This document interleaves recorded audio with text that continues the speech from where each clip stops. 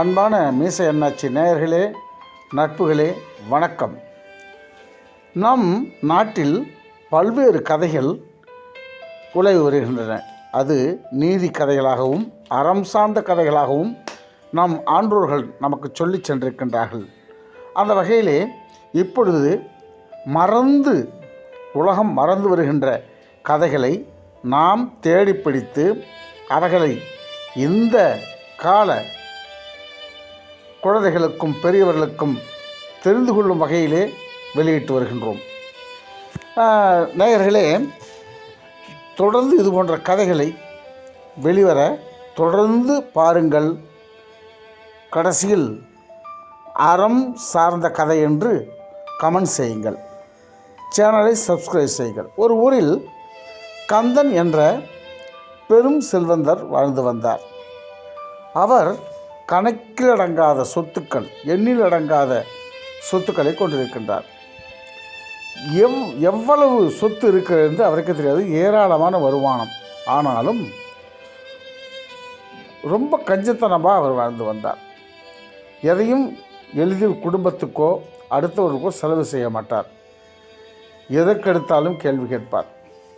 இப்படி கேட்டு கேட்டு கேட்டு செல்வம் சேர்ந்ததே ஒழிய அந்த செல்வந்தருக்கு நிம்மதி இல்லை, படுத்தால் தூக்கம் இல்லை. அப்படி மிகவும் வேதனைப்பட்டார்.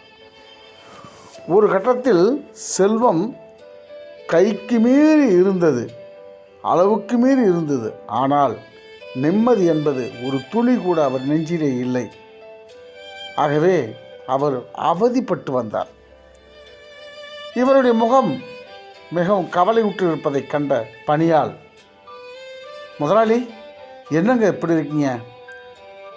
மனம் விட்டு சொல்லுங்கள். யார்கிட்டயா சொன்னால் தானே உங்கள் கவலை தீரும். சொல்லுங்கள். அது ஒன்றும் இல்லைப்பா, எவ்வளோ சொத்து இருக்குது எனக்கு, ஆனால் என்ன பயன்?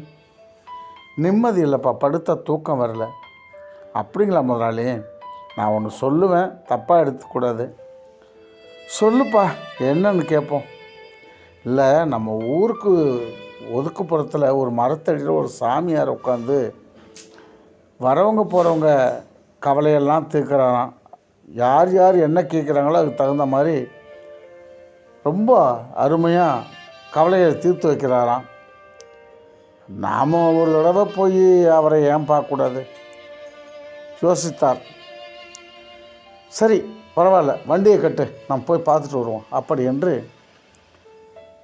வண்டியை கட்டிக்கொண்டு அதிலே பணியாலும் அந்த பெரும் செல்வந்தரும் புறப்பட்டு முனிவரிடத்தை சென்றார்கள். முனிவரிடத்திலே பார்த்தா நிறைய கூட்டம். இவர் செல்வத்தால் ஒன்றும் செய்ய முடியல. அவர் திரும்பி கூட யாரும் பார்க்கல. இவரை வரிசையில் சென்று கொண்டிருந்தார். இவர் போய் வரிசையில் நின்னார். நின்ன உடனே அந்த வரிசை முடிய சில மணி நேரங்கள் ஆனது. முடிந்த பிறகு சாமியார்கிட்ட போனார். சாமியார் ஏறெடுத்து பார்த்து, வாங்க. இவர் சாமியாரை வணங்கினார். அவரும் பதிலுக்கு உட்கார் என்று கூறினார். கூறிவிட்டு, உங்கள் மனசில் இருக்கிறத சொல்லுங்கள். இல்லை சாமி, என்கிட்ட நிறைய செல்வம் இருக்குது, ஆனால் படுத்த தூக்கம் வரலை, மனசில் நிம்மதி இல்லை, இனம் புரியாத கவலை. அதான் சாமி உங்கள்கிட்ட வந்திருக்கேன். அப்படியானா இன்றைக்கி போங்க, நாளை காலையில் வாங்க, ஒரு நாள் ஃபுல்லாக என் கூட இருக்கணும், அதுக்கு தயாராக வாங்க, என்னால் முடிஞ்சதை நான் செய்கிறேன். ஏற்றுக்கொண்ட அந்த செல்வந்தர் புறப்பட்டு சென்றார். புறப்பட்டு சென்று வீட்டுக்கு போயிட்டு மறுநாள் காலை வந்தார். சாமியார் அவரை அழைத்து கொண்டு ஒரு கால்பந்து மைதானம் சென்றார். அங்கே பந்தை உதச்சி விளையாடிட்டு இருந்தாங்க. பார்த்து விட்டு அங்கேருந்து கைப்பந்து, வாலிபால், அங்கே போய் வேடிக்கை பார்த்தாங்க. அங்கேயும் பந்தை தூக்கி போட்டு அடிச்சுக்கிட்டு இருந்தாங்க. அதையும் பார்த்தார். அடுத்ததாக ஒரு மிதிவண்டி பழுது நீக்கும் கடைக்கு சென்றாங்க. அங்கே ஒரு சைக்கிளுக்கு காற்று அடிச்சுக்கிட்டு இருந்தாங்க மிதிவண்டிக்கு. அதையும் பார்த்தார். அப்புறம் ஒருவர் அந்த காற்று வண்டியில் ஏறி புறப்பட்டு விட்டார். அடுத்ததாக ஒரு மரத்தடியில் ஒருவர் புல்லாங்குழல் வாசித்து கொண்டிருந்தார். அங்கு அழைத்து சென்றார். மிக அழகாக இனிமையாக அந்த நபர் புல்லாங்குழலை வாசித்து கொண்டிருந்தார். அங்கிருந்து விலங்குகள் எல்லாம் தன்னை அறியாமல் செய்வதறியாமல் பார்த்து கொண்டிருந்தது. அடுத்ததாக அங்கிருந்த மனிதர்கள் எல்லாம் அந்த இசையே கேட்டுக்கிட்டு இருந்தாங்க. இதை பார்த்துட்டு சொன்னார், சாமி இதெல்லாம் காட்டினீங்க, இதெல்லாம் எனக்கு என்ன தெரியுது? முதல்ல என்ன பார்த்தீங்க? கால்பந்து மைதானம் போனோம். கால்பந்து மைதானத்தில் என்ன பார்த்தீங்க? பந்து உதச்சிட்டு இருந்தாங்க. அடுத்ததாக எங்கே போனீங்க? கைப்பந்து அங்கே உதச்சிட்டேன். இப்போ இன்னும் எங்கே வந்தோம்? ஒரு புல்லாங்குழல் வாசிக்கிறத பார்த்தோம். அங்கே இனிமையாக வாசிச்சுட்டு இருந்தார் சாமி. ஆமாம், அங்கே காற்று பந்திலே நிரப்பப்பட்டது, சைக்கிள் டயரிலே ஏற்றப்பட்டது காற்று. ஆனால் அது வெளியேறவில்லை. எதுக்கு எதையும் செலவு செய்யலை. அந்த காற்று அப்படியே உள்ளே இருந்தது. அதனால் உதப்பட்டது, பந்து உதைப்பட்டது, சைக்கிள் சுமை தாங்கியது, அதுவும் காற்று தான். இங்கே ஒரு துளையின் வழியாக காற்று சென்று 7 துளையின் வழியாக வெளியே வந்ததால் இனிமையான சத்தம் வந்தது. அப்படி தான் உங்கள்கிட்ட செல்வம் இருந்தாலும் அந்த செல்வத்தை நீ செலவு பண்ணலை. உன் குடும்பத்தை இட்டுக்கிட்டு இன்ப சுற்றுலா போயிருக்கணும், உன் குடும்பத்தை இட்டுக்கிட்டு கோவிலுக்கு போயிருக்கணும், கஷ்டப்படுற ஏழைகளுக்கு உதவி இருக்கணும், ஒரு அன்னதானம் கொடுத்துருக்கணும், ஒரு பள்ளி சிறுவர்களுக்கு இயலாத படிக்க முடியாத சிறுவர்களுக்கு நீங்கள் உதவி பண்ணிருக்கணும். அப்படி பண்ணிங்கன்னா நிம்மதி கிடைக்கும் அப்படின்னு நான் நினைக்கிறேன். நீங்கள் என்ன பண்ணுறீங்க? ஒரு 6 மாதம் இதெல்லாம் செய்யுங்க. செய்துட்டு 6 மாதம் கழிச்சு என்கிட்ட வாங்க. அதன் பிறகு நிம்மதி இல்லைன்னா நான் உங்களுக்கு வேறு உபாயம் சொல்கிறேன் அப்படின்னு சாமியார் சொல்லி அனுப்பினார். அதே போல் செல்வந்தரும் சென்று தான தர்மத்தை வழங்குவது, ஏழைகளுக்கு உதவுவது,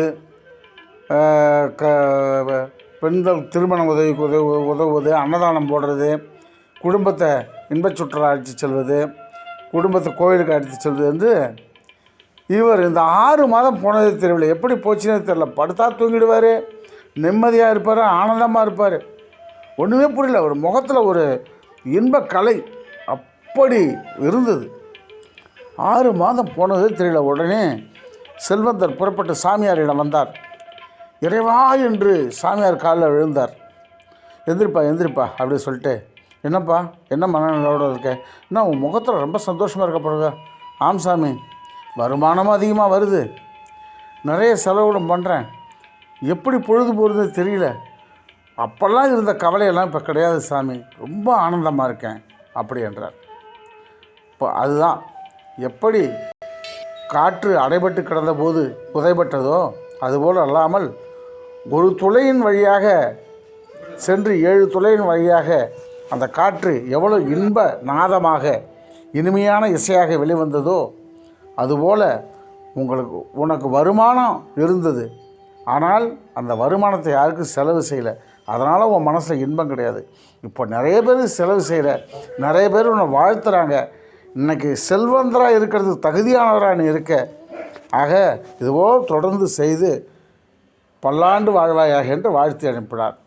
ஆம் நேயர்களே, நாமும் அதாவது திருவள்ளுவர் சொல்கிறாரு, கொடுப்பதுவும் அழுக்கறுப்பான் சுற்றம், உடுப்பதும் உண்பதும் இன்றி கெடுன்னு. அதாவது கொடுக்கறத நம்ம கெடுக்கக்கூடாது, ஆனால் இருக்கிறத கொடுத்தா சந்தோஷமாக வாழலாங்கிறது இந்த கதை மூலமாக தெரிஞ்சுக்கிட்டோம். ஆகவே மீசை என்னாச்சு நேயர்களே, இந்த கதை பிடித்திருந்தால் அறம் என்று அறம் சார்ந்த கதை என்று பதிவிடுங்கள். கமெண்ட்ஸிலே லைக் செய்யுங்கள், ஷேர் செய்யுங்கள். வாழ்க வளமுடன்.